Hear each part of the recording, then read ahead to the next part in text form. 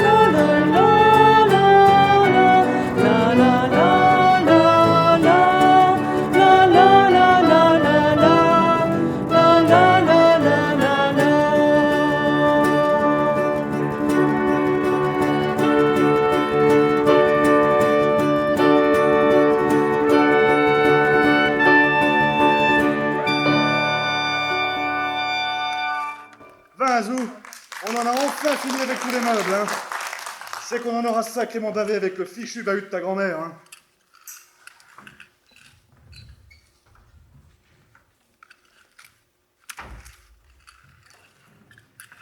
Mais c'est tout bon. On l'a monté sans l'abîmer, et il trône dans la salle à manger, tout comme tu voulais. Et nous, on en a enfin fini avec le linge. Tu vois, Lulu, c'était quand même commode de déménager à seulement 500 mètres de chez nous. On a pu tout faire à la seule force de nos petits bras, qui sont très très forts. Ouais, enfin, justement, je comprends toujours pas pourquoi t'as tant voulu quitter notre petite cité cheminote pour ce gros immeuble, tout prêt, même pas fini, avec vue plongeante sur les rails de chemin de fer et le dépôt stream chaque jour. Tu parles d'un changement d'air, hein, et d'un calme. Mais tu ne la trouves pas formidable, cette nouvelle habitation à loyer modéré? Toi qui es si économe. Mais, dis tout de suite que je suis radin. Dis voir, c'est qui la banquière dans la famille? C'est toi. Tu rationnes même les sous que tu mets dans mon porte-monnaie, comme si c'était de l'argent de poche. Eh, à mon âge. Sois heureux, je n'en ai jamais donné aux enfants de l'argent de poche. Rien qu'à toi, mon chéri. Ouais. N'empêche, le loyer est tout de même plus élevé que l'ancien. Oh, et j'ai dû batailler pour l'avoir. Il y avait une liste d'attente longue comme ça. Ou plutôt, comme ça. En tout cas, on en a eu de la chance. Et en plus, on est au rez-de-chaussée. Comme ça, en plus des trains, on verra passer toute la populace. Mais tu te rends compte, 70 mètres carrés. Mais qu'est-ce qu'on va bien pouvoir faire de toute cette place? On vivait pourtant très bien, à 7, dans notre petit 3 pièces. On aura maintenant 3 chambres. Une pour les 2 filles, une autre pour les 3 garçons et une pour nous. On pourra accueillir décemment notre petit dernier. On mettra son petit lit bleu dans notre chambre. C'est pas du luxe, ça? Ça pour sûr, le Niatchou, il se sentira comme à Versailles. Hein. J'espère que ce sera une fille. Quand elle aura grandi, la petite Françoise rejoindra ses 2 sœurs. ça nous en fera 3 dans chaque chambre. N'est-ce pas merveilleux? Ce sera un garçon. Depuis Camille, t'as perdu le mode d'emploi pour faire des filles. Et pour la première fois, on aura des toilettes et une salle de bain dans notre appartement, rien que pour nous. Ah ça non, hein. Les toilettes, je veux bien. Ça sera plus pratique. Mais la salle de bain? Non, non et non. C'est du gaspillage et honté. On va pas jeter l'argent par les fenêtres en consommant de l'eau à tout va. Compte pas sur moi pour l'utiliser. Hein. Moi, j'ai toujours pris mes douches avec les gars au bain public du dépôt. Et je vais pas changer mes habitudes. Et puis, franchement, une douche tous les samedis, c'est largement suffisant pour tout le monde. Hein. Tu feras comme tu voudras, mon chéri. Mais pour les filles et pour moi, et pour les petits, ce sera quand même plus simple et agréable de se laver dans notre appartement. En plus, avec le chauffage central, on aura bien chaud tout l'hiver, et plus besoin ni de bois, ni de charbon. Ah ouais, ça encore. Mais qu'est-ce qu'on va bien pouvoir faire de notre ancienne cuisinière à bois? Elle était pourtant bien pratique pour tout cuire et chauffer, tout à la fois. Oh oui, ça pour sûr. Tous les étés, toute la famille et les invités pouvaient cuire en même temps que les rôtis. Ce sera quand même plus agréable et facile avec notre nouvelle cuisinière à gaz. Ouais, sauf que c'est pas avec ce que je vais réussir à tirer de l'ancienne que je vais avoir de quoi payer la nouvelle que t'as commandée à l'économat du dépôt. T'as vraiment la folie des grandeurs. Je crois que j'ai oublié de te dire quelque chose. J'ai aussi commandé un frigidaire. Hein? Mais t'es folle? Comment est-ce qu'on va payer tout ça? Ne t'inquiète pas, mon chéri. J'ai tout acheté à tempérament. Lulu? Mais ça pour une surprise. C'est donc vous qui avez emménagé au rez-de-chaussée? Eh ouais, mon Dédé, la Lily voulait que je crèche pile en face du boulot et à côté des collègues. Elle a bien eu raison. Mais comme il est mignon, ce petit garçon. Mais que faites-vous avec cette vieille grosse lessiveuse? Dans un tel appartement, ne devriez-vous pas plutôt avoir une belle machine à laver automatique? C'est si pratique. À l'économat du dépôt, on peut en acheter à tempérament. J'y pensais justement. Ah non, hein, tu vas pas recommencer avec tes achats inconsidérés. On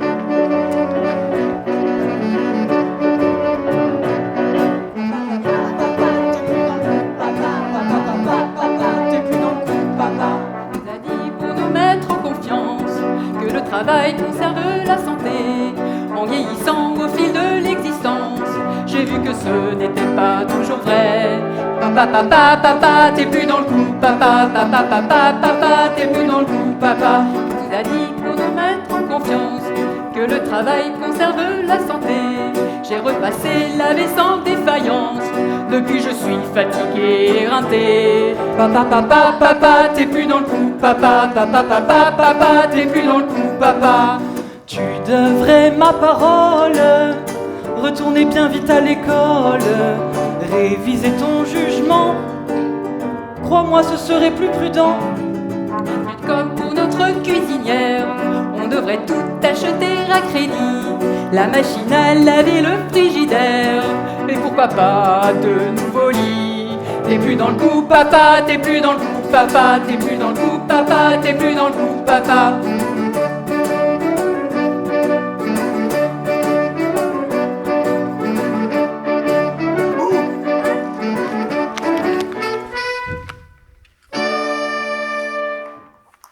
En tout cas, ça fait plaisir d'avoir des gens comme vous pour voisins.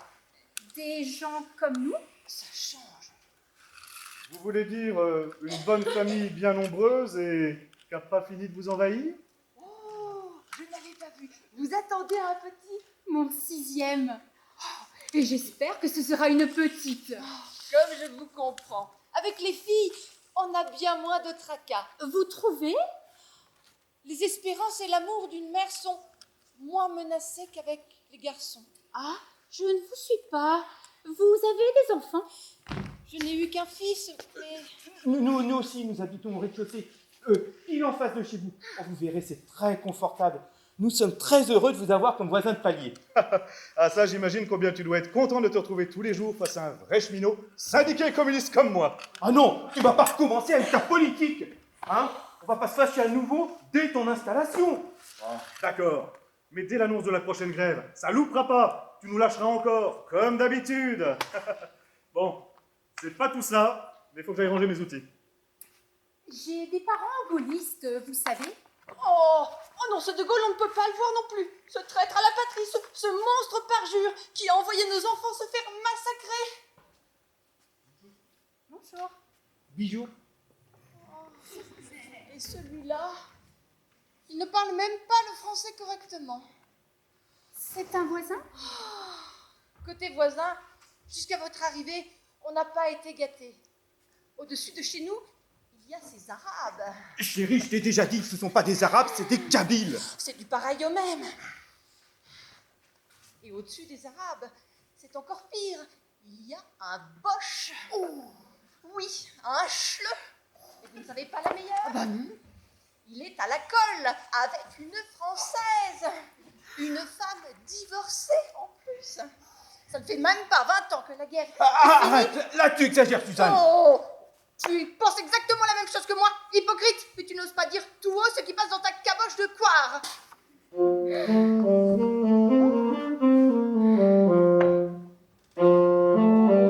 Et ceux-là, je les avais oubliés. Ce sont des musiciens? Oh, j'adore la musique. J'aurais tellement voulu en faire. Des musiciens, oui, mais ce sont surtout un couple de rital. Et là encore, en termes de cuisine et d'odeur. Sans parler du bruit, ils ne parlent pas, ils crient. Allons, très cher, qu'y a-t-il? La musique vous dérange? Et vous ne supportez pas notre odeur et notre accent d'italien? Carlo! Carlo, vieni qua, c'è la signora sempre arrabbiata che parla male di noi e della tua musica. Vieni. Sì, arrivo, arrivo. Oh, avanti popolo, alla riscossa, bandiera nostra, avanti popolo, alla riscossa, bandiera nostra, trionferà, bandiera nostra la trionferà, bandiera nostra la trionferà, bandiera nostra la trionferà, e viva il comunismo e la libertà! Votre mari aussi parle italien? Uniquement dans les manifestations communistes. Salut fraternité, Carlo! Ciao, Loulou. Eh bien, c'est du joli. Bien le bonjour, bonne journée. Mais vous devez être la femme de Lucien. Il m'avait bien dit que vous deviez emménager dans notre montée. Mais moi, je n'en savais rien. Je suis ravie de faire votre connaissance. C'est un plaisir de vous avoir comme mes voisins. Décidément, nous sommes accueillis en vedette. Dites donc, qu'ils sont mignons ces petits. Ce sont vos enfants. Ont-ils une activité? Vous voulez dire en dehors de l'école? Bah. Les aînés ont fait du sport. Eux, pas encore. Le petit est guère intéressé. Il est tout le temps dans ses livres. Ma allora, il faut qu'il fasse de la musique. Avec Carlo, mon mari, il dirige la fanfare des cheminots et donne gratuitement des cours à tous les enfants qui veulent rejoindre leur rang. C'est pour cela que j'entendais du hautbois. Oh, madame, du saxophone. Et je joue de la clarinette et de la flûte traversière. Et vous travaillez au dépôt avec mon mari? Oui, j'aurais voulu être musicien, mais de mon temps, seule l'élite pouvait y parvenir. Et quand on est venu d'Italie, j'avais 11 ans. Et 2 ans après, j'ai dû aller travailler. Ah, comme mon Lulu. Oh, je ne veux pas que nos enfants connaissent le même sort. Dans notre fanfare, tous les cours sont gratuits. Et nous fournissons même les instruments aux jeunes apprentis musiciens. Aussi longtemps qu'ils en ont besoin. N'est-ce pas formidable? Nous les achetons avec les subventions des chemins de fer. Ils sont fort généreux, hein. Et si les enfants travaillent bien, nous les accompagnons et les soutenons financièrement jusqu'à leur entrée au conservatoire et voire au-delà. Oh, c'est très généreux. Ah, c'est mon credo. Je veux que tout le monde assiste à la grande musique et que tous ceux qui souhaitent la pratiquer puissent la pratiquer. N'est-il pas formidable, mon Carlo? Je l'adore. Come prima, più di prima t'amerò. La mia vita per la tua ti darò. Sembra un sogno rivederti, accarezzarti. Le tue mani fra le mie mani stringere ancora. Come prima tu me donnes chaque jour. Come prima tu me donnes ton amour. Que j'espère te le rendre qu'amoureuse dans tes bras. Come prima tu me donnes, come prima, tant de joie.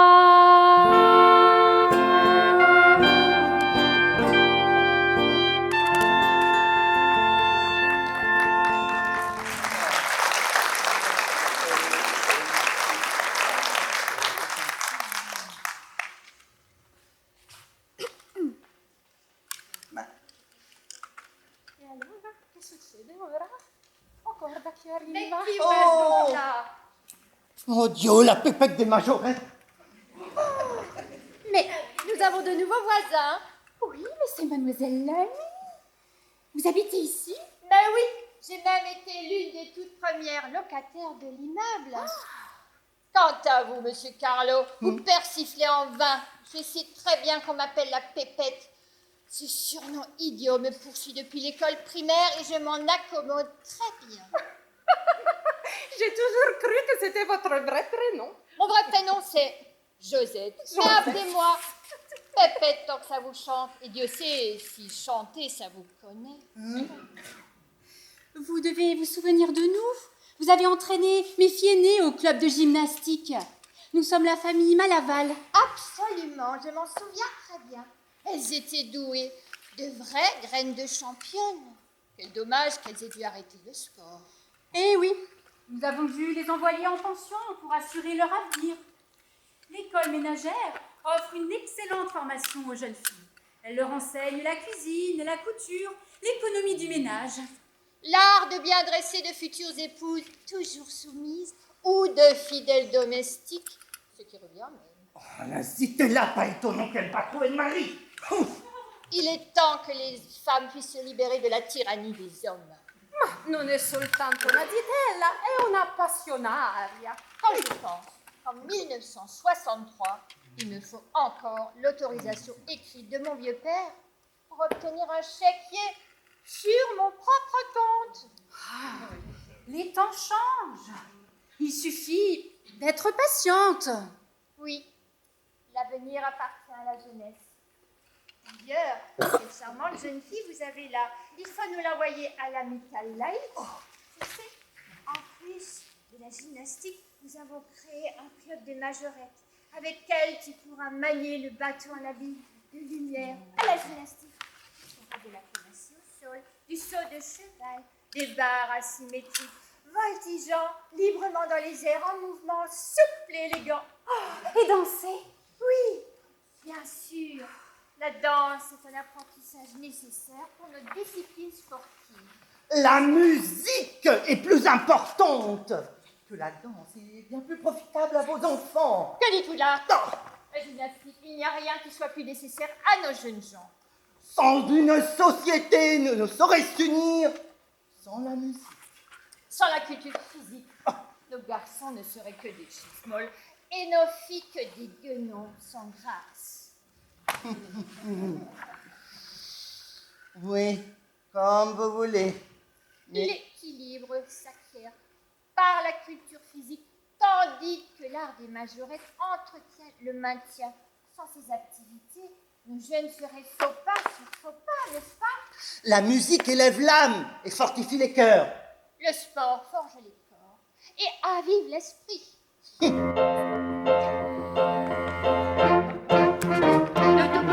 n'entend plus que ça.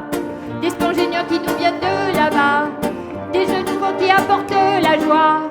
Et comme moi ça vous prendra, la gymnastique c'est merveilleux, les majorettes c'est peut-être encore mieux. Tous les gens porteront vers vous les yeux, ça fait du bien, ça rend heureux. La fanfare, c'est bien mieux pour vous. Faites du sport, vous y viendrez tous. La musique, c'est vraiment magnifique.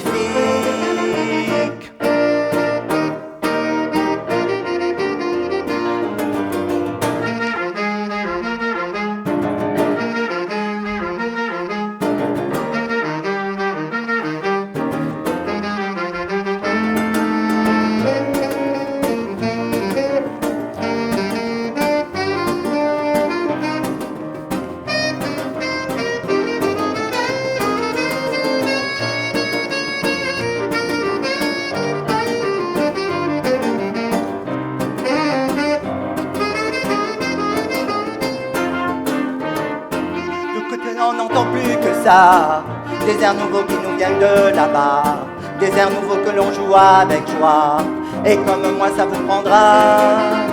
C'est des musiques au rythme merveilleux, à jouer seul, à quatre ou bien nombreux, pas besoin de doux regards dans les yeux, y a simplement qu'à être heureux. Faites du sport, c'est bien mieux pour vous. La fanfare, vous y viendrez tous, Car le La sport, musique, c'est vraiment magnifique.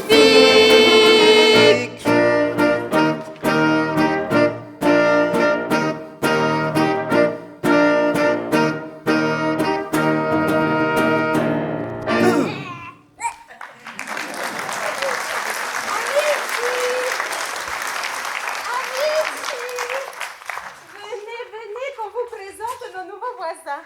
Bonjour, madame. Oh, appelez-moi Liliane, ou plutôt Lily, car moi aussi j'ai un surnom. Et justement, voici mon mari, Lulu, dit Lucien. Hé, mais qui voilà? Salut Lydie!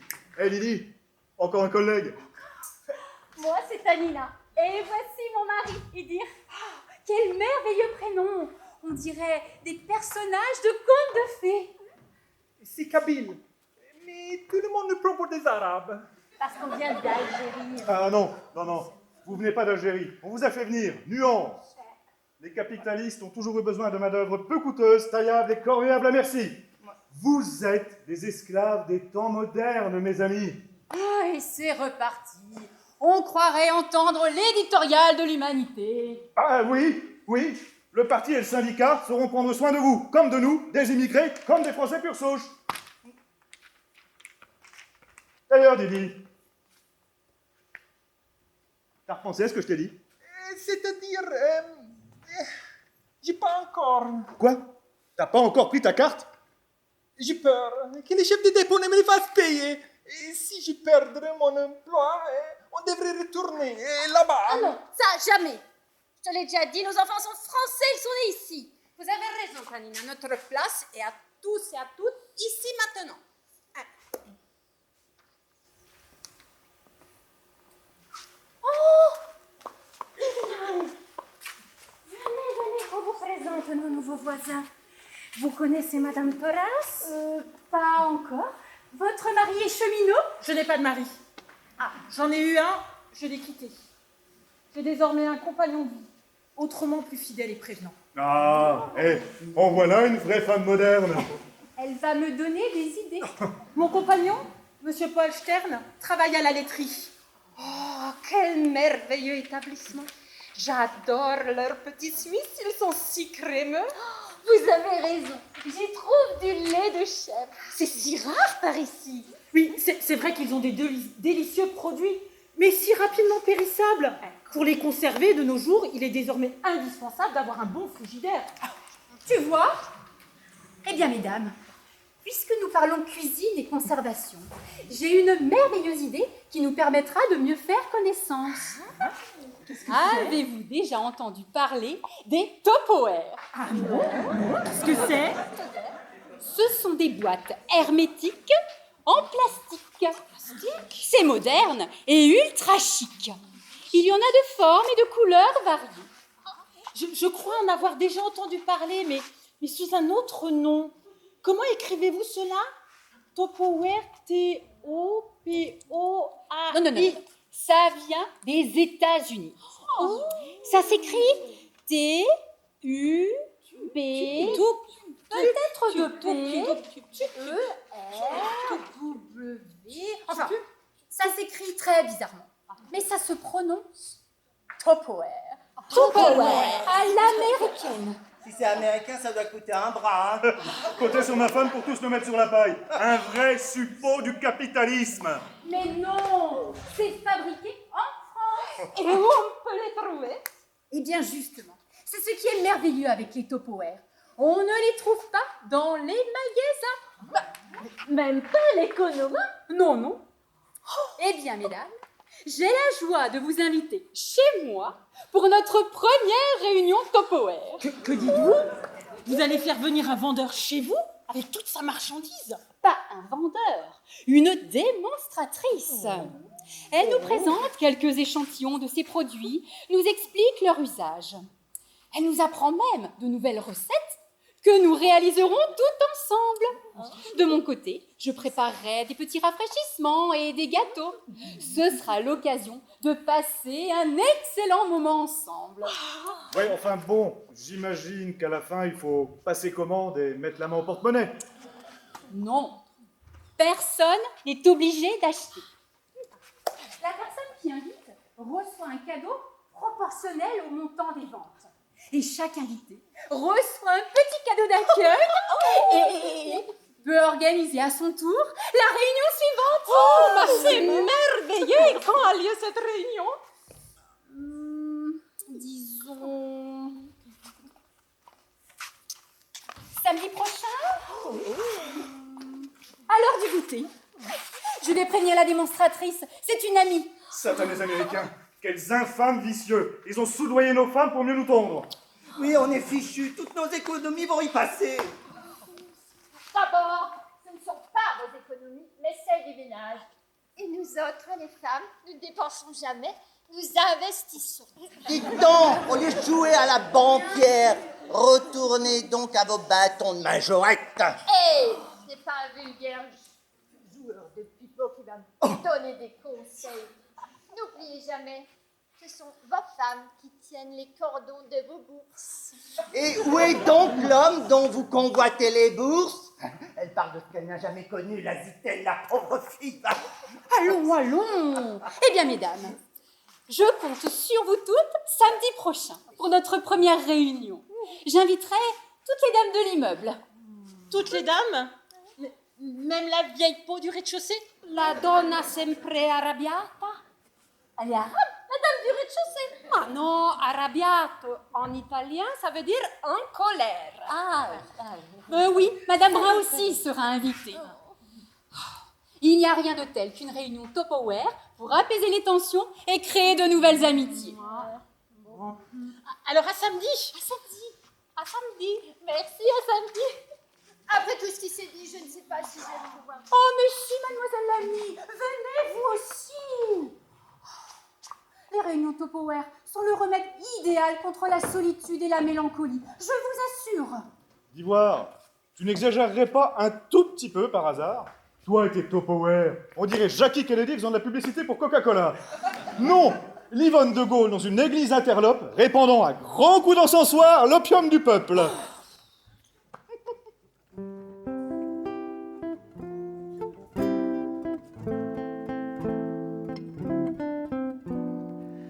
Tous les garçons et les filles de mon âge se promènent dans la rue de par deux.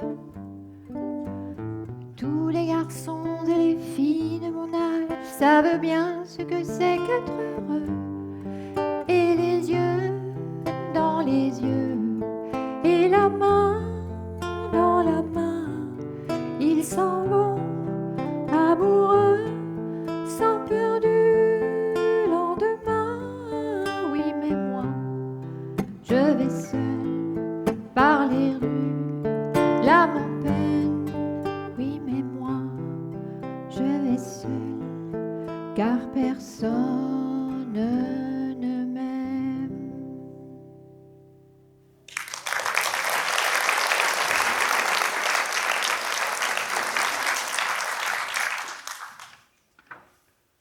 Je suis sincèrement désolé pour tout à l'heure. Il faut excuser ma femme. Tu sais pourquoi, Lulu? De quoi? Qu'a-t-elle donc? Elle est désespérée. Par ma faute. Et comme elle n'arrive plus à me le reprocher, elle le reproche à la terre entière. Suzanne et André avaient un fils. Il est mort il y a plus d'1 an, en Algérie. À la guerre? Mais cela ne peut être de votre faute, André. Si. Tout est de ma faute. Il ne voulait pas partir là-bas. Il refusait de prendre les armes. Il était prêt à déserter comme tous les autres. Il écoutait sans cesse cette chanson. Vous savez, celle de Boris Vian. Elle était pourtant interdite sur les ondes. Mais oui, le déserteur. Mais je la connais par cœur, cela va sans dire. Comme toutes les chansons contestataires et qui plus est, interdites. Monsieur le Président, je vous fais une lettre que vous lirez peut-être si vous avez le temps. Je viens de recevoir mes papiers militaires pour partir à la guerre avant mercredi soir. Monsieur le Président, je ne veux pas la faire, je ne suis pas sur terre pour tuer de pauvres gens. C'est pas pour vous fâcher, il faut que je vous dise, ma décision est prise. Assez! Oui, il était prêt à déserter. Mais moi, je l'ai conjuré, menacé, forcé. Je lui ai dit que s'il voulait être un homme, il fallait qu'il parte à la guerre comme les autres, comme nous l'avions fait en 40. La misérable blague. Moi, en 40, j'étais à l'abri, réquisitionné comme cheminot, à conduire la chair à canon au front avec ma brave locomotive. 3 ans plus tard, j'ai même tiré un train de déportés jusqu'à la ligne de démarcation. Je les ai tous conduits à la mort, comme mon fils. Je suis un misérable. Mais c'est pas toi le fautif, Dédé. C'est ce fichu gouvernement bâtard et salaud de Gaulle qu'on fait massacrer nos enfants. Mais c'est pas De Gaulle qui a conduit mon gamin à la gare pour qu'il prenne le train et rejoigne son régiment. C'est moi. C'est moi qui l'ai traîné de force jusqu'à ce que j'entende siffler le train. C'est la dernière fois que je l'ai vu. 1 mois plus tard, dans le bled, il a été porté disparu. On n'a jamais retrouvé son corps. Nous n'avons même pas un cercueil ni une tombe sur laquelle pleurer. Je n'ai pas su. Je suis vraiment désolée. Depuis, chaque jour, chaque nuit, ma femme me reprochait la mort de notre fils. D'abord ce furent des cris, des larmes. Maintenant ce sont ces regards. Je n'en peux plus. Je n'arrive même plus à dormir. À chaque fois que je ferme les yeux, j'ai l'impression de l'entendre siffler ce maudit train. Encore et encore.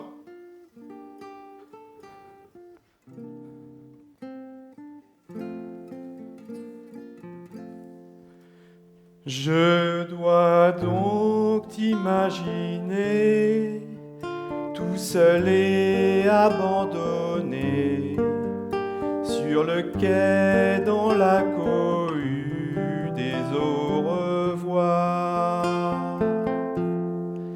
Et j'entends siffler le train, et j'entends siffler le train. Que c'est triste un train qui siffle dans le soir. Je croyais qu'il valait mieux nous quitter sans un adieu, mais je sais que maintenant tout est fini. Et j'entends siffler le train, et j'entends siffler le train. J'entendrai siffler ce ce train toutes mes nuits. J'entendrai siffler ce train toute ma vie. Et j'entends siffler le train, et j'entends siffler le train. J'entendrai siffler ce train toutes mes nuits. J'entendrai siffler le train toute ma vie.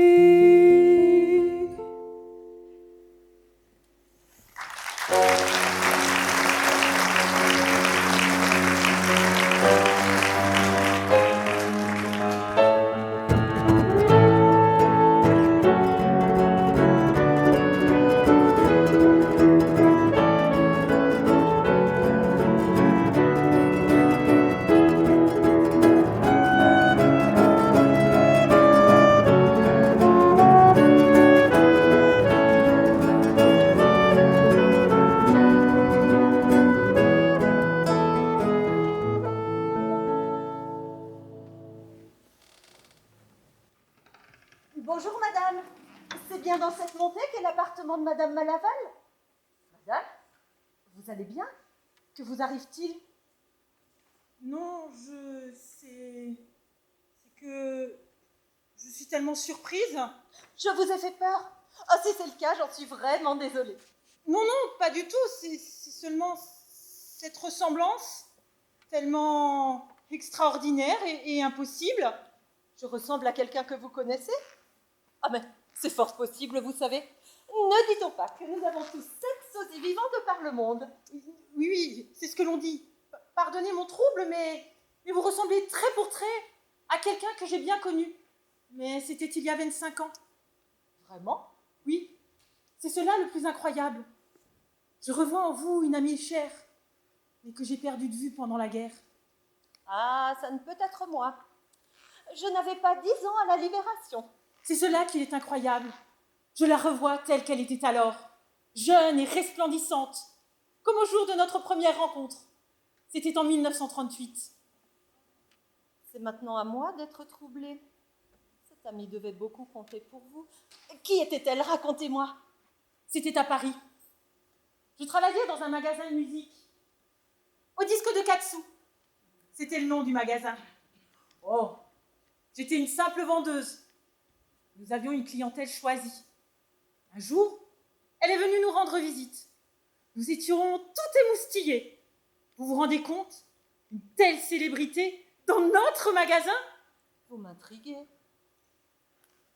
Elle était donc célèbre? Mais tous les mélomanes parisiens la connaissaient. C'était une immense artiste. Elle avait chanté sur les scènes des plus grands opéras du monde entier. Jusqu'en Amérique du Sud, je parie. Oui, bien deviné. Elle a vécu plusieurs années à Buenos Aires.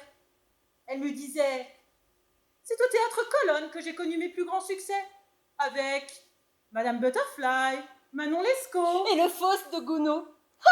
C'est pour ça qu'elle m'a prénommée Marguerite. Son rôle fétiche, l'héroïne de Faust. Toujours sublime, même dans le malheur et jusqu'à la gloire, me disait-elle. Pardon? Que dites-vous? Mais oui, voilà l'explication de la ressemblance qui vous trouble tant. Je suis la fille de la Ninon, votre amie. Mais la Ninon ne m'avait jamais dit qu'elle avait eu des enfants. Elle n'a eu que moi. J'ai été conçue dans les quelques années où elle a été mariée avec l'impresario du théâtre Colonne, justement. C'est incroyable. Alors, vous êtes née en Argentine? Non, elle était revenue en France pour accoucher, laissant son mari de l'autre côté de l'Atlantique. Mais il est mort quelques jours seulement après ma naissance, dans un banal accident de voiture. Mais comment se fait-il que vous n'ayez jamais entendu parler de moi?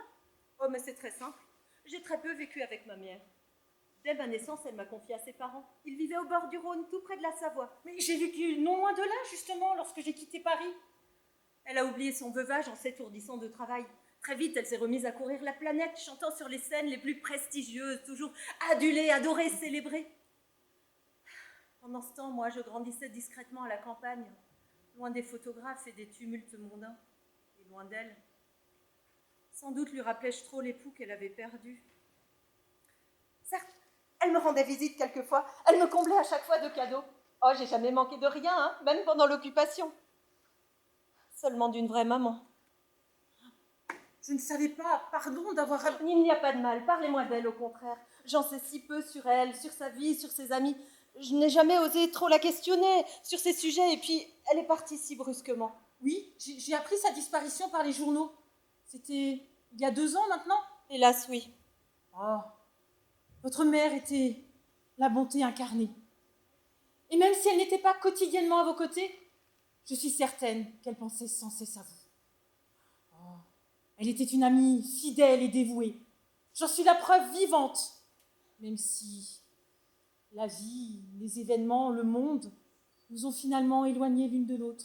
Comment cela? La dernière fois que j'ai vu votre mère, c'était pendant l'occupation. Nous avons été mêlés ensemble à une terrible affaire. Un collabo malfaisant a semé le malheur autour de nous. Par sa faute, un ami proche a été déporté. De chagrin, sa compagne s'est pendue. D'autres amis proches ont été ses victimes. Voleurs, délateurs, violeurs et même assassins. Il était le diable incarné. Mais quelle horreur! Votre mère a fait preuve d'un courage exemplaire. Grâce à elle, nous avons pu mettre un terme aux sinistres activités de ce monstre. Mais tout restait à craindre. Dénonciation, représailles, exécution. Oh, mais grâce à Dieu, des amis influents ont su nous protéger. Mais par prudence, pour ne pas plus nous compromettre, il a fallu nous éloigner l'une de l'autre. Je suis abasourdie. À cette époque, j'étais mariée. Un homme qui m'a trompée avec toutes les épouses et les filles des notables de la ville. Oh, mais rassurez-vous, dès la libération, je l'ai quitté. J'ai même réussi à obtenir le divorce, non sans mal. Cela m'a valu d'être mis au banc de cette abominable société provinciale. Oh, c'était devenu insupportable. J'ai dû partir. Mais quelle histoire, on dirait une pièce de théâtre. Oui, entre tragédie et vaudeville.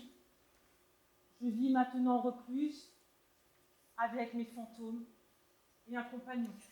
La tragédie a donc une fin heureuse? Elle ne connaît pas de fin. Mon ami a traversé bien des épreuves, pires que les miennes. Oh, autant vous le dire avant que d'autres ne s'en chargent. C'est un étranger. Il est né autrichien et juif. Je vous laisse imaginer ce qui se dit de nous.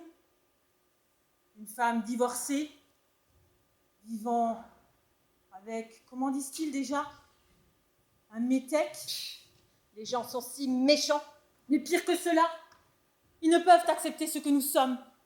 Un couple libre et uni à la fois, partageant les petites joies et les immenses peines, affrontant la réprobation générale à laquelle nous ne répondons que par le mépris. Que de douleur. Vous ne regrettez rien de votre ancienne vie?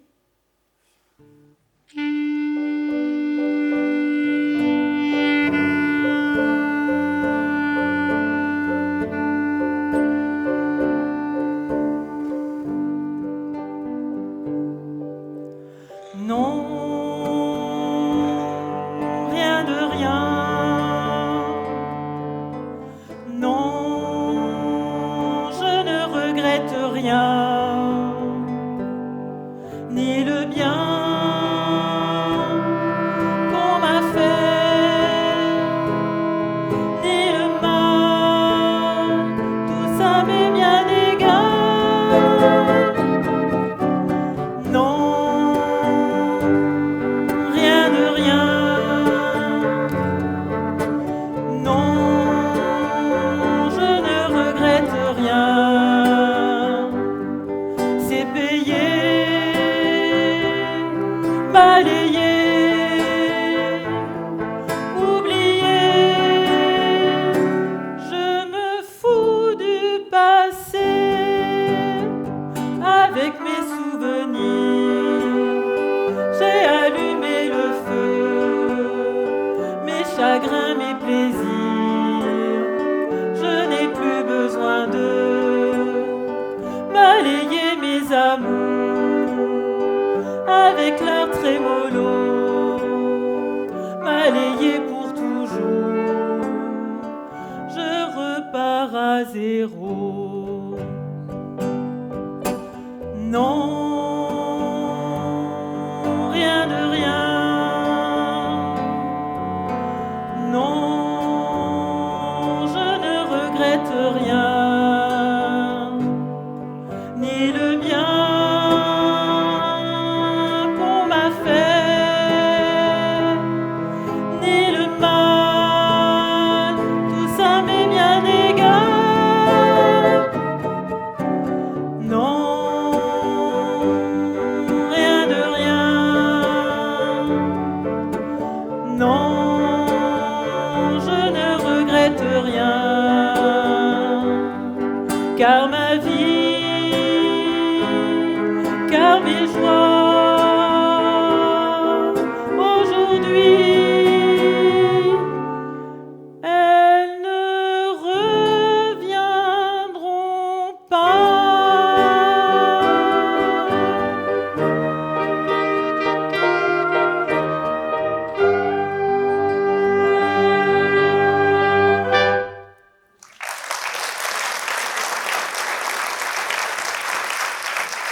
Vous m'impressionnez, vraiment. Mais au fait, nous ne nous sommes pas présentés. Ma mère m'a donné le prénom de Marguerite, ça vous le saviez déjà, et j'ai hérité de son nom de jeune fille. Champier, Marguerite Champier. Et moi, Viviane Torrens. Vous êtes déjà là. Je vous attendais, mais je ne vous ai pas vu venir. Oh, tout est de ma faute. J'ai engagé la conversation et vous savez ce que c'est, nous n'avons pas vu le temps passer. Il n'y a pas de souci. J'ai mes échantillons avec moi. Nous n'aurons plus qu'à les disposer sur votre table. Nous pourrons recommencer la réunion quand vous le souhaitez. Vos invités ne sont pas encore arrivés? Non, mais vous avez déjà enrôlé Madame Torrens, à ce que je vois. Je compte sur vous, n'est-ce pas, Viviane? Bien sûr, après avoir tant discuté avec mademoiselle Marguerite, cela va de soi. Nos invités ne devraient pas tarder. Nous devrions être 8 avec vous. Oh, c'est formidable. Vous avez réussi le tour de force de réunir la fine fleur de cette cité. Ah, je ne sais pas si toutes nos fleurs sont fines, mais certaines sont plus voyantes que d'autres. Oh, Liliane, je suis en retard. J'ai couru dès la fin de notre entraînement. J'ai même pas pris la peine de me changer. Pour rien au monde, je n'aurais voulu rater le début de notre réunion de femmes. Oh, et moi aussi, j'étais tout aussi impatiente de vous rencontrer. C'est si excitant, cette idée de réunion comme ça, sans nos hommes. Rassurez-vous, notre réunion n'a pas encore commencé. Mais bravo, quel bel enthousiasme pour nos produits. Et vous avez bien raison, ils vont changer la vie des femmes. Tout ce qui peut améliorer notre existence ne peut que m'intéresser. Ce n'est pas pour rien que depuis tant d'années, je me dévoue à la cause des jeunes filles. En formant des gymnastes? Certains s'emploient à développer les arts ménagers. Moi, mon arme, c'est le sport. Tous les moyens sont bons pour changer le sort des femmes et nous devons tout mettre en œuvre pour y parvenir. Ah, un beau slogan digne d'une suffragette, maintenu par une majorette. Une parfaite épouse soumise, car c'est la voix de votre mari que j'entends à travers vous. Moquez-vous de mon costume. Celui de votre fanfare n'est pas moins ridicule. Allons, allons, mesdames, vous n'allez pas vous quereller tout de même. Marguerite, si vous voulez bien me suivre, nous allons finir de tout préparer pour notre réunion. Je prends mon sac et je vous suis. Si vous permettez, je vais venir avec vous. Que croyez-vous, hein? Ce n'est pas mon mari qui dicte sa loi. Vous ne connaissez pas notre force de caractère, à nous, les Italiennes. Les petites Italiennes dans mes cours de sport ne m'ont jamais semblé ni plus fortes ni plus agiles que les autres. Vos cours? Mais qu'est-ce que vous leur apprenez à nos filles? À courir, à sauter, à faire de la roulade? Mais elles savaient déjà bien le faire avant de subir votre mauvais caractère. Je leur apprends la persévérance et la volonté pour aller plus loin, plus vite, plus haut, plus fort. Situs, altus, fortus, comme disait le baron de Coubertin. Et surtout, je leur inculque le désir de toujours progresser et de toujours gagner. Ma certo, gagner quoi? Des médailles en chocolat? Bien mieux, gagner contre l'adversité, gagner contre cette société qui nous écrase et surtout gagner contre nos démons intérieurs, ceux qui nous forcent à nous résigner et à tenir le rôle subalterne qu'on nous assigne, à nous, les femmes. Vous voulez faire de nos filles des révolutionnaires? J'ai bien vu que vous étiez una passionaria. Je ne veux que leur bonheur, mais un bonheur qu'elles ont réellement désiré pour elles-mêmes et non pour satisfaire leur entourage. Madaille, nous voulons tous le bonheur de nos enfants. Votre bonheur, celui que vous faites miroiter n'est qu'une illusion, colportée par la société tout entière et par des parents aveugles. L'illusion que le bonheur des filles ne peut advenir que grâce au mariage et aux maternités. Vous voulez donc qu'elles restent toutes vieilles filles comme vous? Non, je voudrais qu'elles trouvent par elles-mêmes ce qui comblera leur vie de femme. Pour l'heure, on ne leur donne pas d'autre perspective que de demeurer, génération après génération, épouses et mères au foyer, d'éternelles jeunes filles passant de la coupe du père à celle du mari, voire du frère. Parce que vous croyez qu'avec vos principes, nos filles pourront faire un jour n'importe quel métier? Je sais pas, par exemple, cosmonaute, pilote de chasse, et puis pourquoi pas non plus première ministre? Mais pourquoi pas? Ne doit-on pas apprendre à la jeunesse qu'il convient de ne pas convoiter ce que l'on ne peut avoir? Ma vocation, c'est d'apprendre à désirer tout ce que l'on devrait pouvoir obtenir. Et pour cela, je convoque toutes nos filles, et nos garçons aussi, à l'école du courage, de la patience et de la ténacité. Vous feriez mieux de leur apprendre la clairvoyance. Mais je ne vais pas vous accabler. Au moins, vous les faites courir. Et si nos enfants courent vite, ils sauront mieux faire face au malheur. Car les pires dangers les guettent. Toujours, toujours. Je sais quelle terrible épreuve vous avez traversée, madame, et je ne peux vous en vouloir de me parler avec tant d'amertume. Vous venez aussi à la réunion de Madame Malaval? Bien sûr, mais pour moi, c'est déjà vu. J'en ai déjà plusieurs de vos tout pervers. Ah non, Madame Suzanne. On ne dit pas des tout pervers, mais des tout positoires. Enfin, c'est ce que j'ai pu lire dans la brochure. Mais non, vous êtes toutes les deux dans l'erreur. J'ai bien écouté ce que disait notre hôtesse. Elle prononçait poète. Notre hôtesse, parce que vous comptez venir aussi à la réunion dans cette tenue. Qu'est-ce que vous lui trouvez à mon uniforme? Vous avez peur que votre mari le trouve trop patriolant? Oh, ça, il n'y a pas de risque. Et au moins, c'est une tenue bien de chez nous. Pas comme les hardes bigarrées que portent ces sauvages. A-t-on jamais vu une femme attifée comme celle-là aller en ville et dans le monde sans rien sur la tête, sans foulard ni fichu? Quand va-t-on enfin leur apprendre à se couvrir dignement? Moi, je porte un foulard ou un chapeau, ma solo la domenica per la messa o la passeggiata. Sinon, ça ne me dérange pas de sortir la tête nue. Ça ne me surprend pas. Cosa? Hein? Oui. Tu sais les macaronis? Cosa hai detto? Oui. Donna Schioccia! Taisez-vous, espèce de normal. Qu'est-ce qui se passe? Allons, faites la paix. Soyez gentils. Vous commencez par parler correctement notre langue. Vous n'êtes vraiment pas gentils. Ne lui adresse pas la parole. Cette femme est pire qu'une vipère. Vipera! Allons, mesdames, je sais que vous trépillez d'impatience, mais tout est maintenant prêt. La réunion va bientôt commencer. Madame Torrens nous a déjà rejoints. Elle est avec notre démonstratrice, Mademoiselle Marguerite. Les rafraîchissements sont prêts et j'ai préparé des petites galettes à la crème. C'est ma spécialité, vous m'en direz des nouvelles. Nous nous empressons de vous suivre. C'est vrai, nous sommes toutes impatientes de découvrir ces produits miraculeux. Oh oui, les Tupperware, c'est merveilleux, Tupperware. C'est si excitant, moi je vous suis, on y va. Moi aussi, je viens avec vous. Je te laisse aller, ma canina. Fais attention, la porte-monnaie. Elle a invité toutes les étrangères de l'immeuble. Et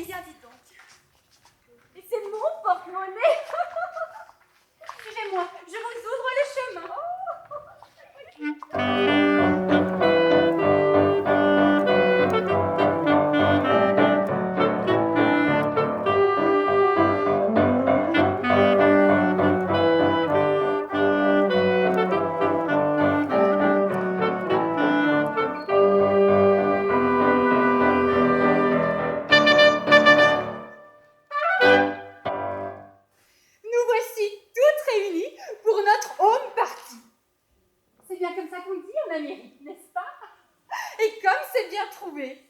Homme parti. Nos hommes sont bien partis. Et c'est tant mieux. Nous pouvons enfin parler entre femmes de tout ce qui nous intéresse, loin de leurs critiques, de leurs oreilles et de leurs réprobations. En tout cas, merci à vous toutes d'être venues. Marguerite, c'est à vous.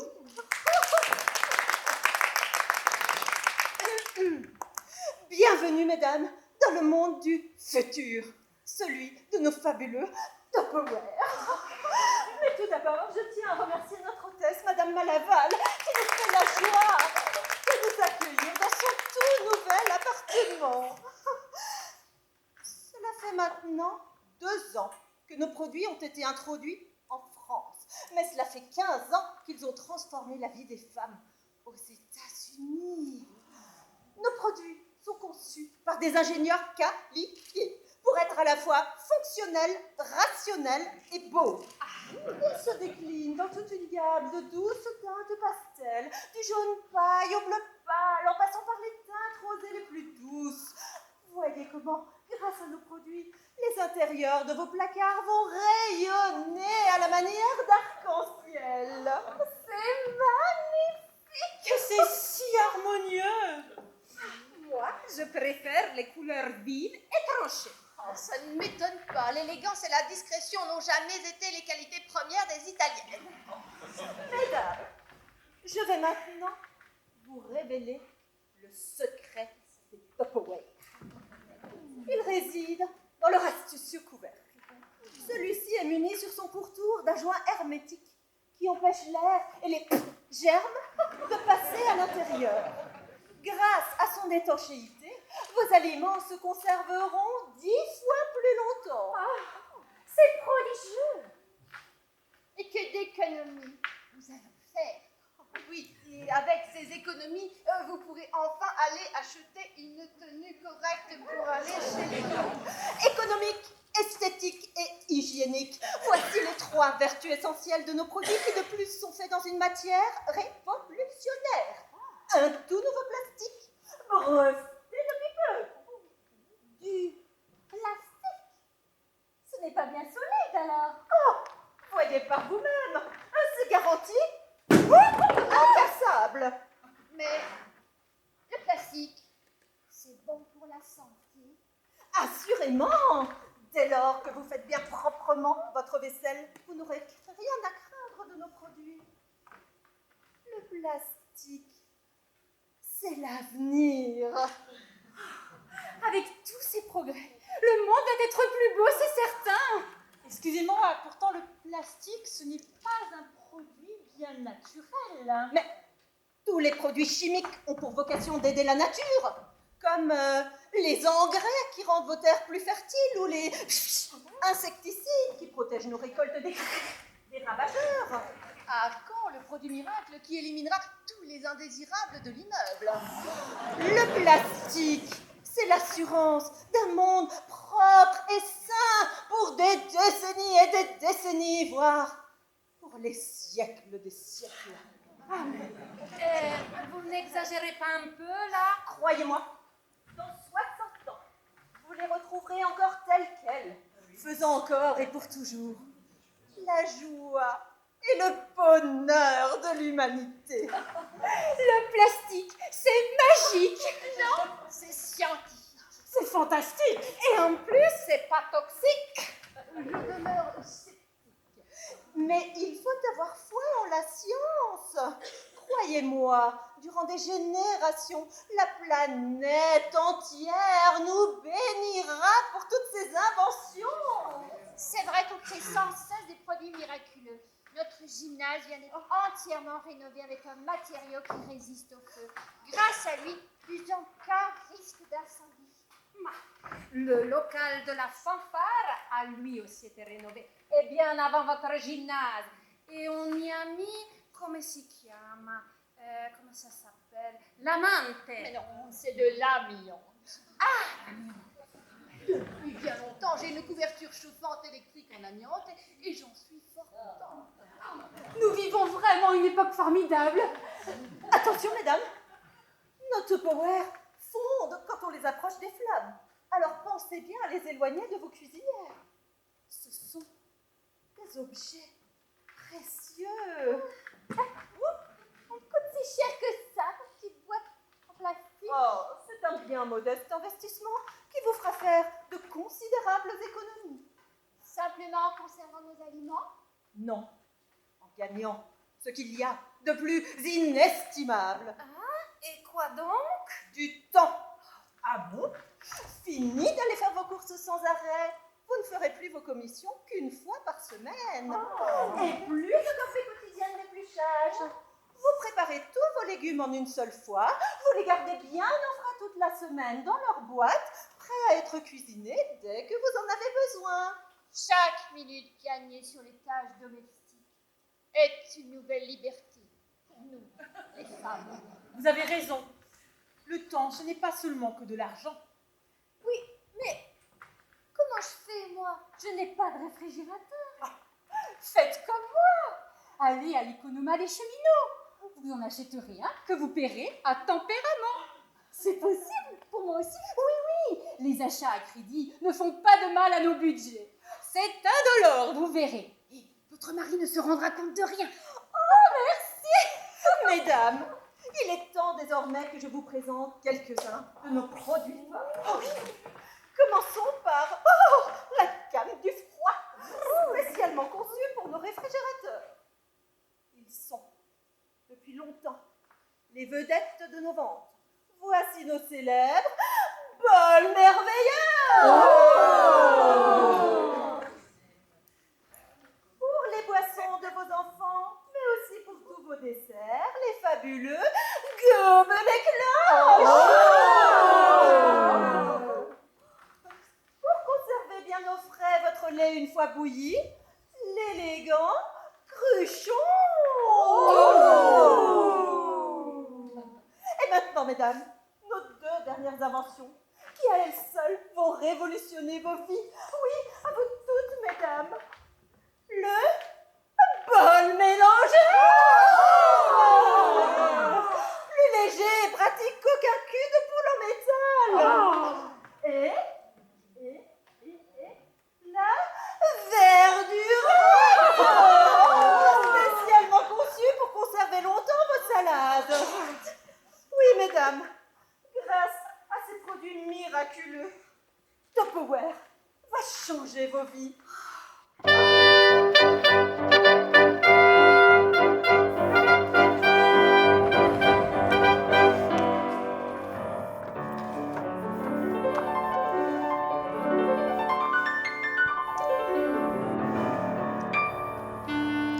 Tupperware, Tupperware, tu libères les femmes. Tupperware, pour toi on s'enflamme. Tupperware, Tupperware, tu libères les femmes. Tupperware, pour toi on s'enflamme. Plus de réserve, plus d'ennui et plus aucun gâchis. Tout reste maintenant bien hygiénique grâce à nos boîtes hermétiques. Tupperware, Tupperware, tout garde sa fraîcheur. Tupperware et même ses saveurs. Tupperware, Tupperware, tu libères les femmes. Tupperware, pour toi on s'enflamme. Et dans votre verdurette, la salade reste verte. Et avec notre beau bol mélangeur, la mayonnaise, quel bonheur. Tupperware, Tupperware, faites économiser. Tupperware peut tout préserver. Tupperware, Tupperware, tu libères les femmes. Tupperware, pour toi on s'enflamme. Et dans votre frigidaire, vos placards sans mystère, tous nos bolets, nos boîtes si pratiques se rangent de manière logique. Tupperware, Tupperware, vos maris sont comblés. Tupperware, tout est bien rangé. Tupperware, Tupperware, tu libères les femmes. Tupperware, pour toi on s'enflamme.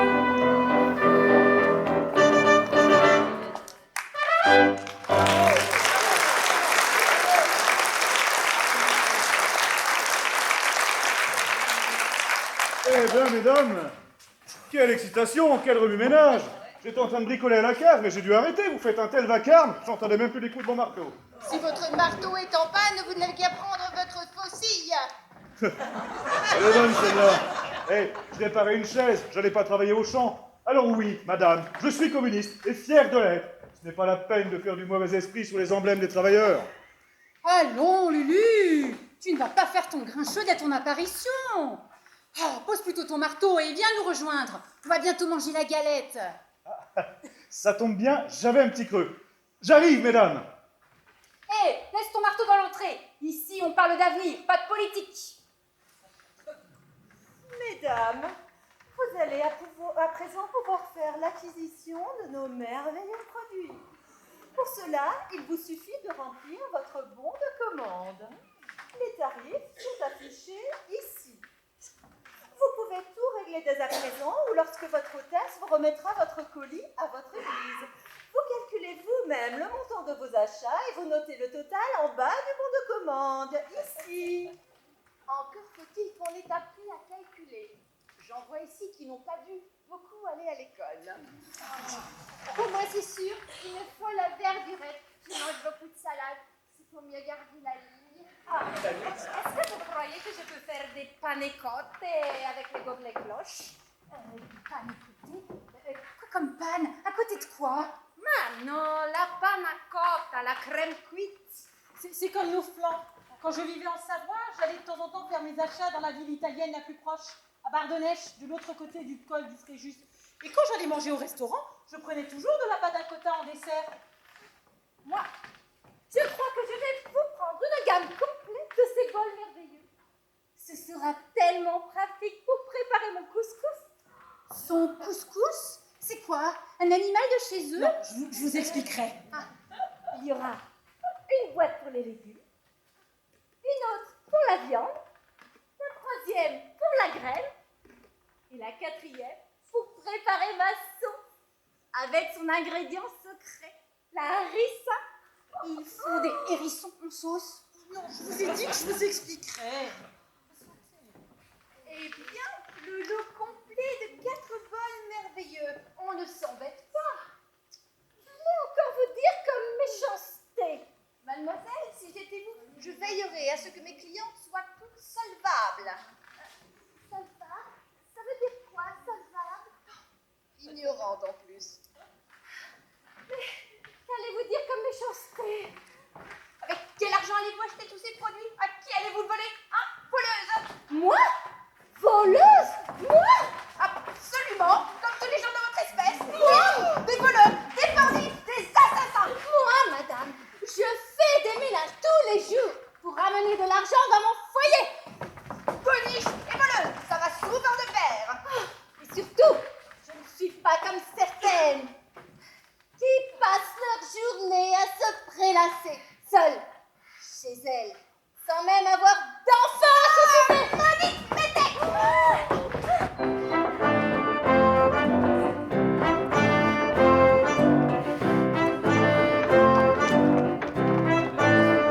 Si j'avais un marteau, je cognerais le jour, je cognerais la nuit, j'y mettrais tout mon cœur. Dans ta main et dans la mienne, la cloche a sonné, ça signifie la rue est à nous, que la joie vienne. Mais oui, mais qu'elle est finie. Ah, c'est l'arc du courage, c'est la cloche de la liberté. Et je cogne pour mon père, ma mère, mes frères et mes sœurs.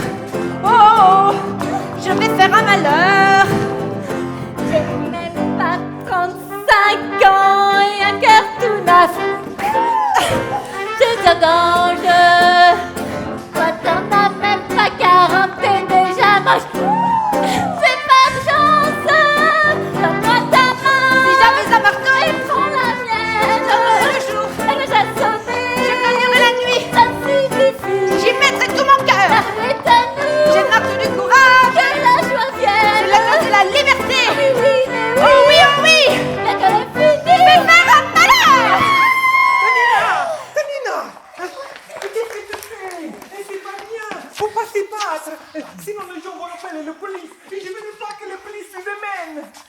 T'en fais pas y dire. Les gendarmes sont loin et personne dans l'immeuble n'a de téléphone pour les appeler. Avec ces bêtises, je peux perdre mon emploi. Et les gendarmes me diront que retourner là-bas. Non, j'ai déjà dit, c'est ici chez nous. Non, ici c'est chez nous. Et vous n'avez qu'à rentrer dans votre fichu pays. Mais arrête, Susan! Aidez va chercher les gendarmes, qu'ils les emmènent hors de notre cité, qu'ils les chassent et les emmènent à l'échafaud. Arrête, Susan, arrête avec toutes ces folies! Des folies. Oui, je te reconnais plus, oui, des folies! Mais tu me traites de folle, moi. Arrête, je t'en supplie! Tu ne me défends même pas, tu laisses cette bouilleuse me frapper. Ne devrais-tu pas venir à mon secours? Ne devrais-tu pas soutenir ta femme? Arrête, Susan! Tu es odieuse avec tout le monde, tu es odieuse avec nos amis, avec moi! Et tu m'accables, toi, Arrête! après tout le mal que tu as fait. Moi, je n'en peux plus, hein! J'en ai assez! Je peux plus supporter tes excès de colère toujours plus violents! Et tes reproches incessants! Mes reproches! Que tu t'acharnes sur moi, c'est depuis longtemps difficile à supporter. Mais que tu t'en prennes à tout ce qui nous reste de voisins, d'amis, à la terre entière, c'est plus qu'aucun être humain ne peut supporter. Supporter! Oui, je te reconnais plus, là. Hein? C'est toi qui est la source de tous mes malheurs. C'est toi le coupable, le fou. Susan, mais qu'es-tu donc devenue? Où est la femme si gentille et si douce que j'ai connue autrefois? Elle a disparu. À jamais. Le jour où tu as conduit son fils jusqu'à ce train, jusqu'à une mort certaine. Puisqu'il en est ainsi, laisse-moi partir, loin de tes regards, de tes reproches. Bientôt, très bientôt, tu entendras siffler le train, et alors, tu ne me verras plus. Arrêtez de me regarder. Oui, je ne suis qu'une pauvre folle qui a tout perdu, qui n'espère plus rien. Et maintenant, que vais-je faire de tout ce temps? Que sera ma vie de tous ces gens qui m'indiffèrent? Maintenant que tu es parti, toutes ces nuits, pourquoi, pour qui? Et ce matin qui revient pour rien, ce cœur qui bat, pour qui, pourquoi, qui bat trop fort, trop fort. Et maintenant, que vais-je faire? Vers quel néant glissera ma vie? Je n'ai vraiment plus rien à faire. Je n'ai vraiment plus rien.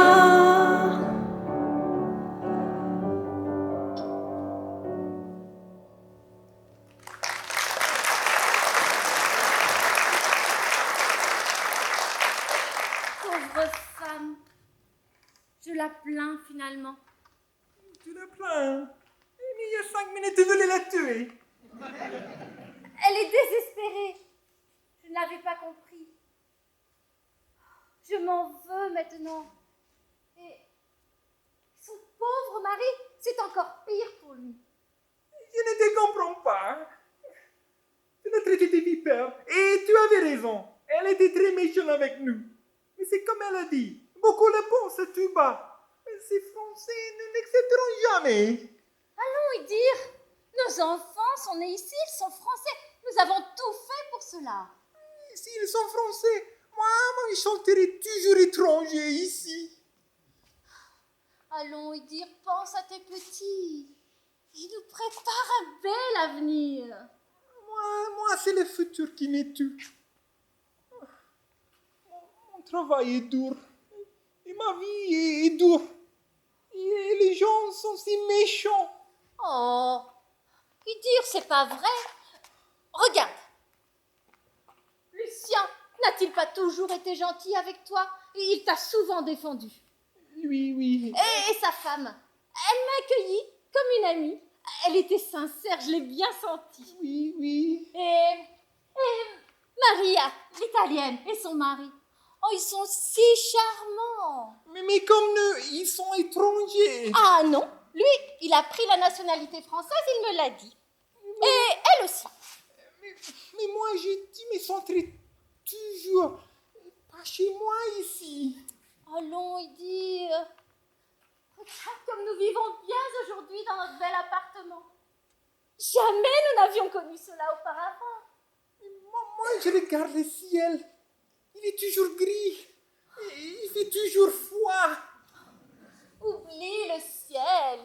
Pense à tes enfants. Ils vont à l'école, ils travaillent bien. Leur futur sera radieux. Moi, c'est le passé qui me brûle. Chaque matin, je crois me réveiller là-bas, dans le pays que j'ai quitté. Mais quand j'ouvre mes yeux, le soleil a disparu. Tu rêves trop. Le soleil brille partout. Et ton passé n'existe plus.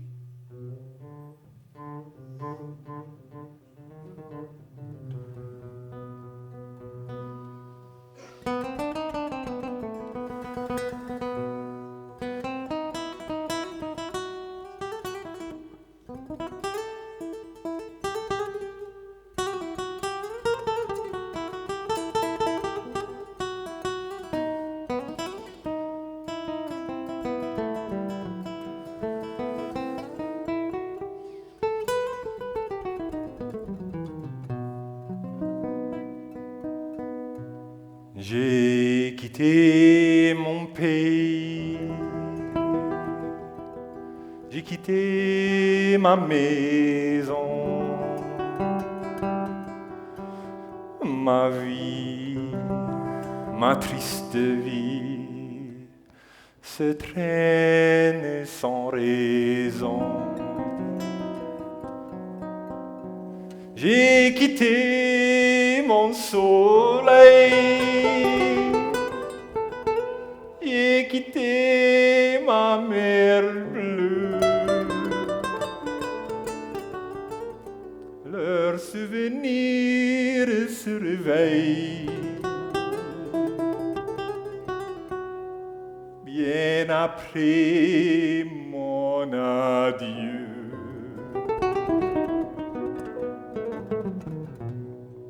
Soleil, soleil de mon pays perdu, des villes blanches que j'aimais, des gens que j'ai jadis connus.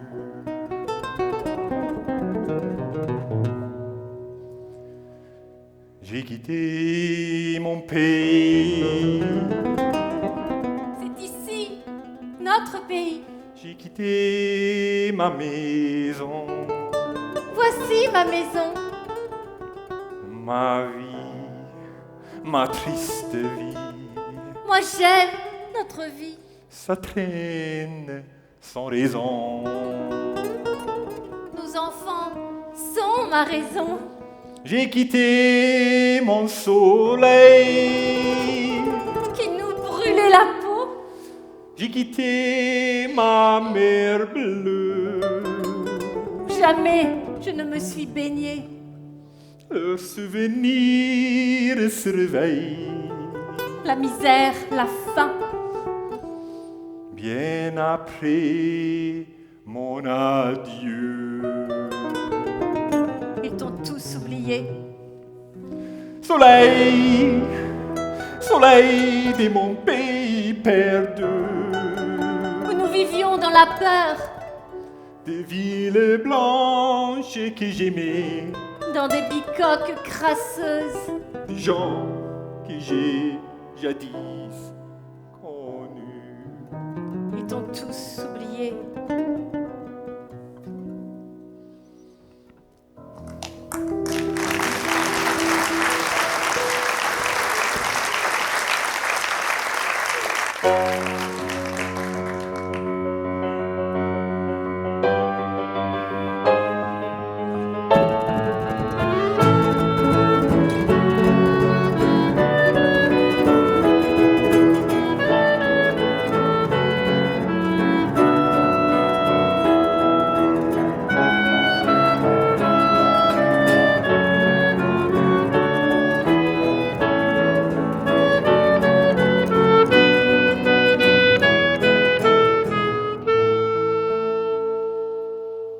Que tu es gentille, ma Viviane.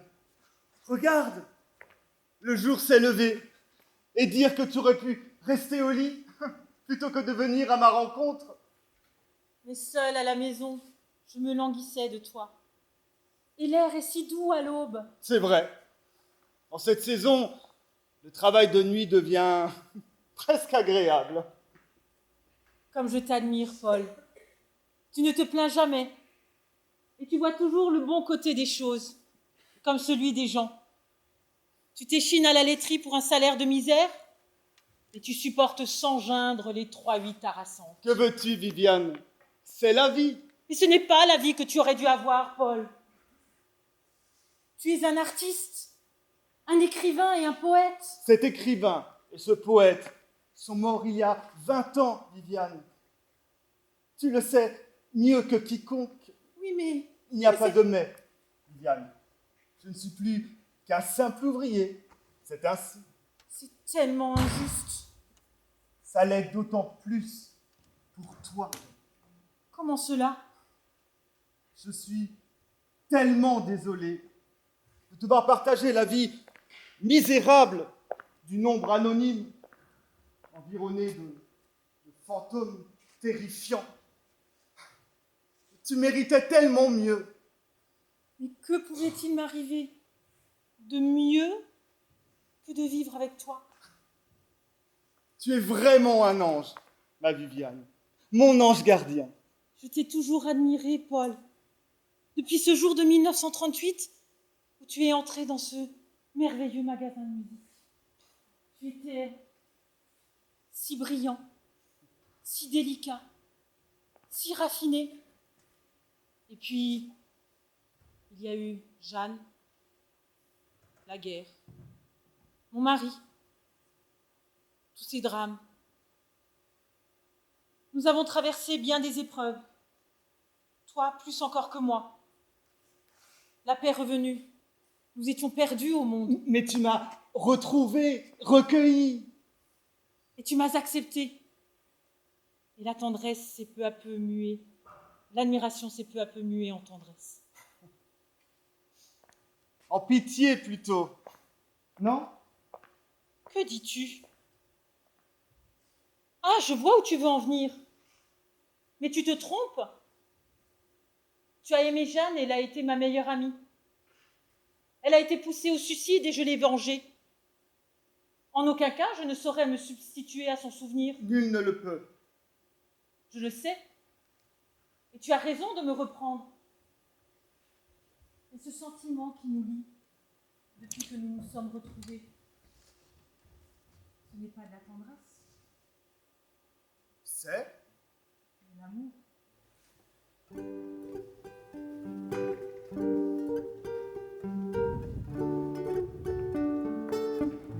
Les gens m'appellent l'idole des jeunes, il en est même qui m'envie, mais ils ne savent pas dans la vie que toujours je suis triste.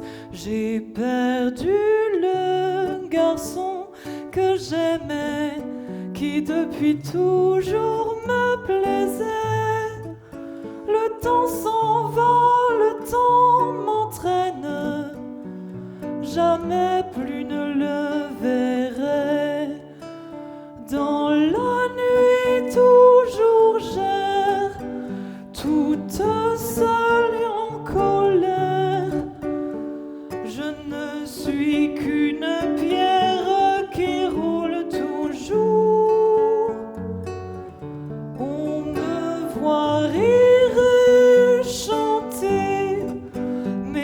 dois toujours me cacher, car je pourrais pleurer chaque jour.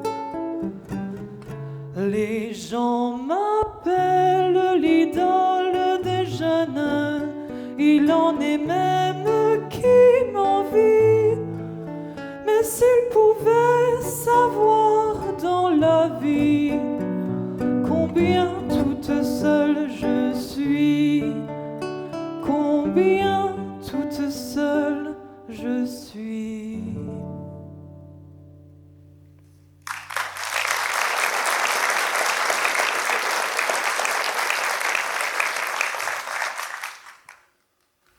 Et j'entends pisser le chien.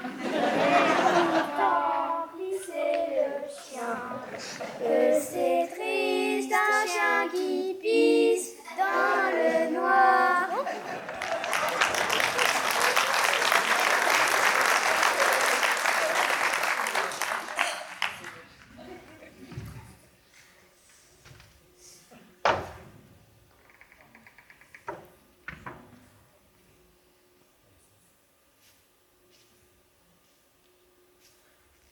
Bonjour, monsieur Brun. Que se passe-t-il? Ça ne va pas? C'est ma femme. Mon fils. Mort. Ces nuits interminables. Ces cauchemars. Les reproches sans fin. Ce silence. Assassin! Coupable! Je suis coupable! Pour elle, j'ai pas assez payé. Pour moi, je ne me paierai jamais assez. Comment pourrais-je payer encore? Je n'ai plus rien à donner. Non, rien de rien. C'est plus possible.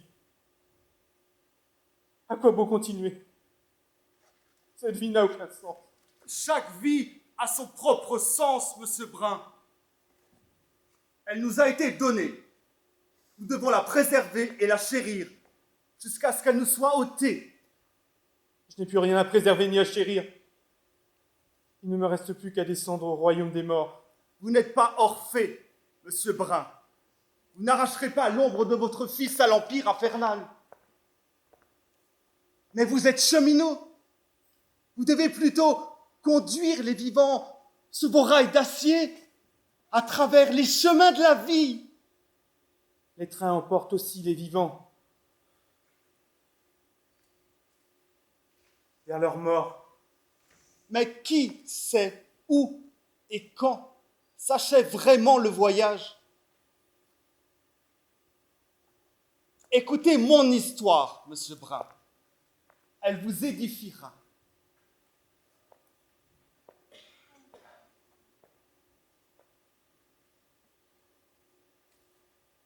Un jour, on m'a fait monter de force dans un train, avec d'autres malheureux. On nous a entassés dans des wagons à bestiaux pour nous déporter vers l'Est lointain. J'ai conduit un de ces trains. Arrivé à destination, les portes de l'enfer se sont ouvertes devant moi. Quelques heures plus tard, la plupart de mes compagnons n'étaient déjà plus de ce monde. Partis, disparus, enfumés, dans la nuit et le brouillard. Nacht und Nebel, niemand gleich. Vous étiez là-bas?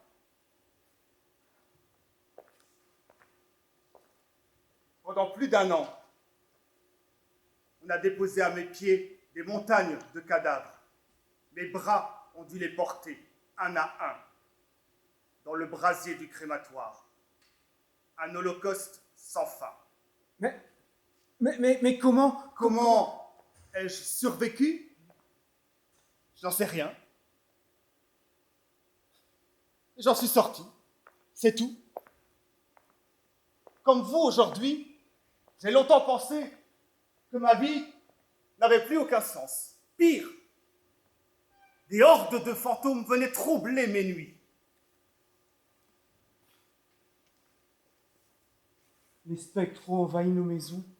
J'ai bientôt compris que c'était pour eux qu'il m'était donné de vivre. Je dois porter leur mémoire pour les tirer du néant et de l'oubli. Et vous devez faire de même. Portez la mémoire de votre fils pour qu'il vive à travers vous. Mais il est mort! Mort! Mort! Oh, qu'est-ce qu'il a, monsieur Brun? Il en fait un drôle de tête. Il n'a pas l'air d'aller bien. Ben, ça doit être ma choucroute nouvelle. Ben oui, hier, je lui en ai donné un bon kilo, mais... Mes amis, cet homme est désespéré. Il tient des propos sinistres et incohérents. C'est à cause de ce qu'a fait ma femme, ma Tanina. Non, ce serait plutôt à cause de sa femme, la Susan. C'est à cause de la perte de son fils. Depuis qu'il a disparu, il est dévoré par le remords. J'ai peur qu'il ne fasse une bêtise. Tu veux dire? Qu'il ne commette l'irréparable. Comme se jeter sous un train? Par exemple. Et dans ces cas, il faut les suivre et l'en empêcher. T'as raison, Idir. Cours vite te retrouver avant qu'il soit trop tard.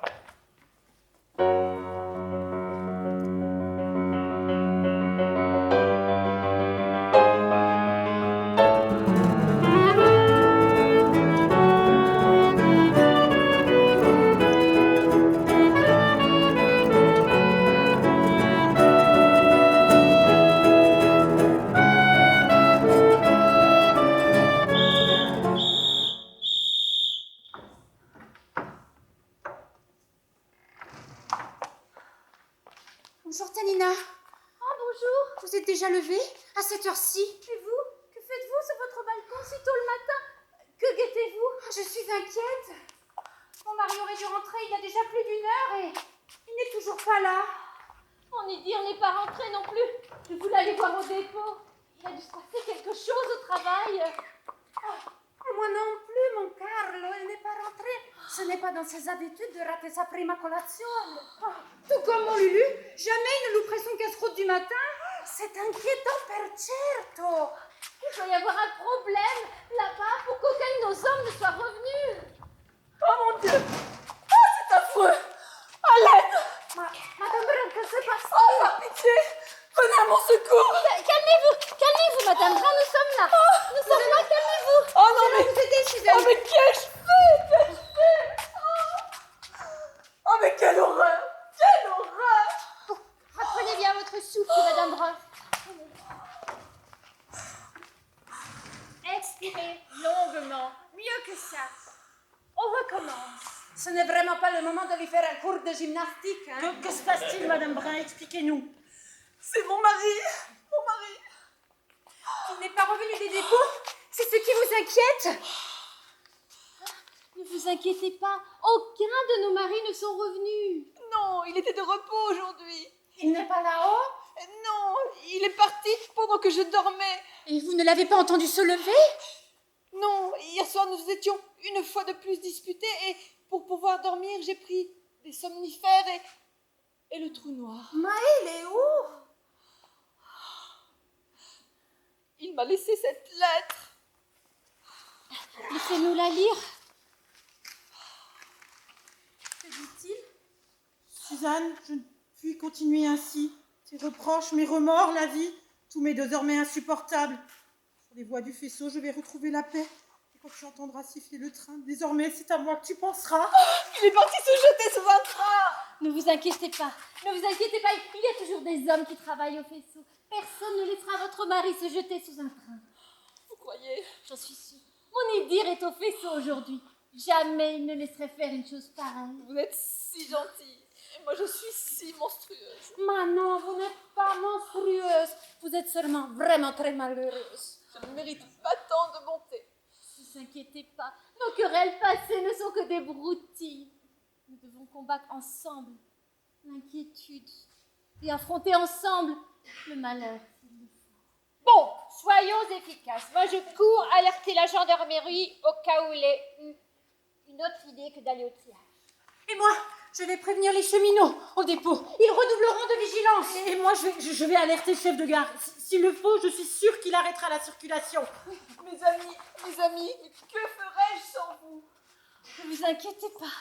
Vous n'êtes pas seuls. Moi, je reste avec vous. Filez, mes amis. Allez retrouver son mari au plus vite. Regardez, ce ne sont pas nos hommes qui reviennent là. Oh oui, c'est mon Lulu. Mais Carlo, Ils sont seuls?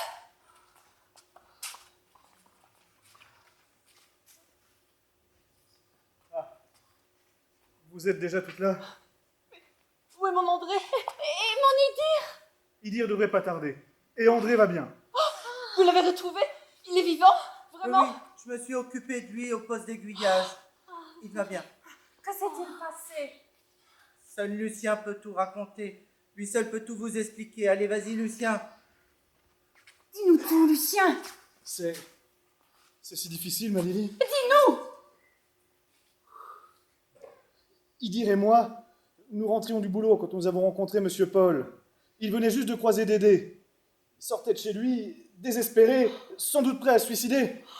Tous les trois, nous nous sommes lancés à sa poursuite. C'est Idir qui a couru le plus vite. Il a réussi à agripper Dédé juste avant qu'il ne se jette sous l'express de 5h42. Ah, le malheureux avait beau se débattre, Idir l'a pas lâché, hein. Il a tenu bon. Votre Idir, c'est un sacré athlète. Une fois le train passé, nous les avons rejoints, Monsieur Paul et moi. Ah, nous étions tous soulagés. Nous exultions de joie. Nous avons tenté de calmer Dédé, qui tremblait, de peur autant que de rage. Puis, soudain, ses jambes ne l'ont plus soutenu. Il s'est effondré par terre. Et subitement, dans un fracas assourdissant, un train de messagerie est passé juste derrière nous. Nous n'étions pas en sécurité, coincés au milieu des voies. Dédé était pratiquement inconscient. Idir l'a alors pris dans ses bras et l'a porté comme on porte un enfant. Et ce train de marchandises qui n'en finissait pas de passer, il faisait tellement de bruit. Et ensuite, qu'est-il alors advenu de tous les autres? Comment se fait-il que vous n'êtes que deux à être ici? Au milieu de tout ce vacarme, nous avons vu le dernier wagon arriver. Nous allions enfin pouvoir traverser les voies. Nous voulions rejoindre le poste d'aiguillage. Là-bas, sur son perchoir, Carlo nous avait déjà repérés. Monsieur Paul s'est alors élancé pour nous ouvrir le chemin, mais l'express de 5h45 est arrivé à pleine vitesse et à contresens. Oh Dio mio! Quelle horreur! Monsieur Paul a été fauché. Nous n'avons rien pu faire. Quelle horreur! Idir a ensuite porté Dédé jusqu'au poste d'aiguillage où Carlo les a recueillis. Moi, j'ai appelé les secours et la gendarmerie. Ils sont arrivés très vite, hein. Monsieur Brun a été emmené à l'hôpital en état de choc, mais il va bien. Il est sain et sauf. Ensuite, un par un, nous sommes allés faire notre déposition chez les gendarmes. Idir en dernier. Ah bah, d'ailleurs, regardez, le voici qui arrive.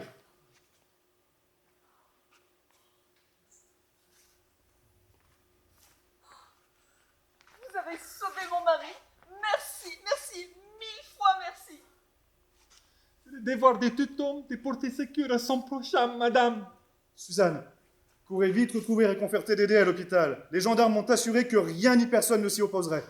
Monsieur, vous avez sauvé l'homme qui est toute ma vie. Je vous dois une éternelle reconnaissance.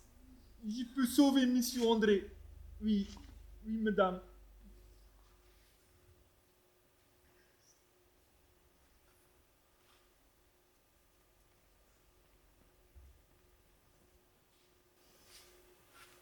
Mais monsieur Paul, lui, personne n'aurait pu le sauver. Vous avez raison. Brave et perspicace Idir.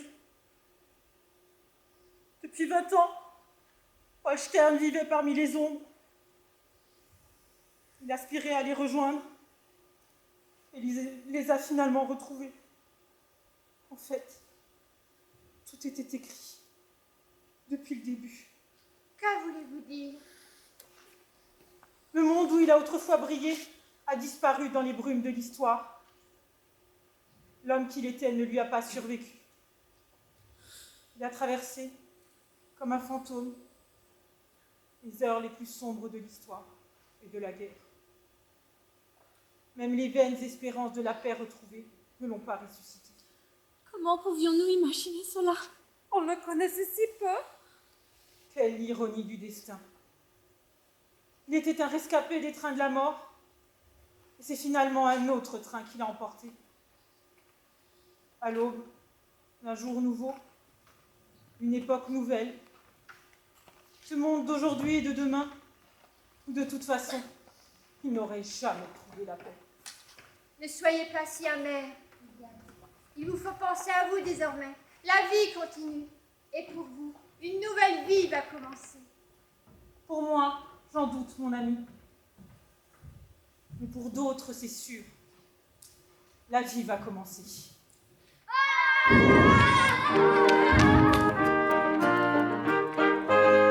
Pour nous, la vie va commencer. En vivant tous ensemble ici. Là où le soleil et le vent, là où nos amis, nos parents ont préservé nos cœurs d'enfants. Pour nous, la vie va commencer. Dans cet appartement béni, Festoyons avec nos amis. grâce à nos Tupperware chéris, nous serons comme au paradis. Pour nous la vie va commencer. Et sous le ciel de ce pays, Nos années passeront sombries sans jamais connaître d'ennui entre le ciel et nos amis. Pour tous, la vie doit commencer. Je crains de voir venir la nuit et son cortège de pleurs, de cris. Il n'y aura plus de folie. Pour tous, la vie va commencer. Pour nous la vie va commencer. Le sport saura bien nous unir Et la musique tout embellir avec nos agrès, nos saxos, nous rendrons le monde plus beau. Nous rendrons le monde plus beau. Nous rendrons le monde plus beau. Nous rendrons le monde plus beau.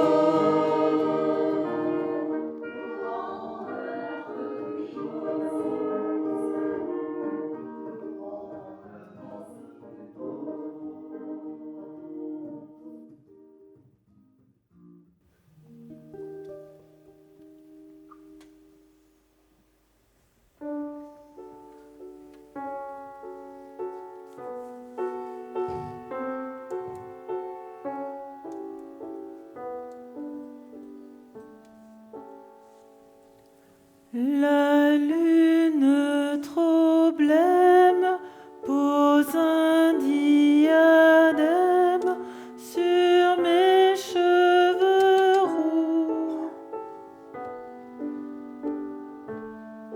La lune trop rousse de gloire éclabousse mon jupon plein de trous.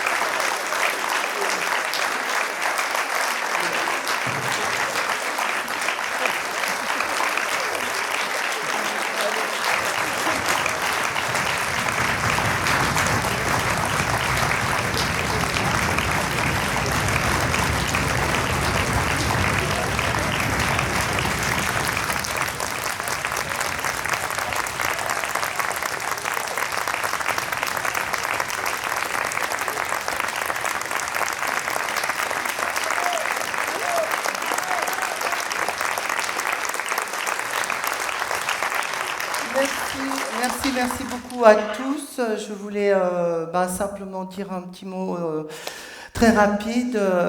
Merci à Village Neuf qui nous accueille. Merci aux techniciens son, JD et Raphaël qui étaient à la lumière.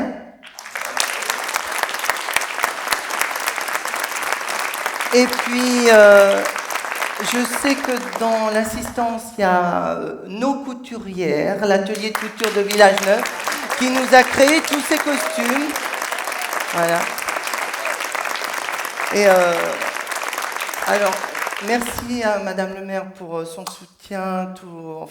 Elle nous fait confiance. Donc voilà, sur ce spectacle qui a été écrit par Denis Maurier, qui est juste là.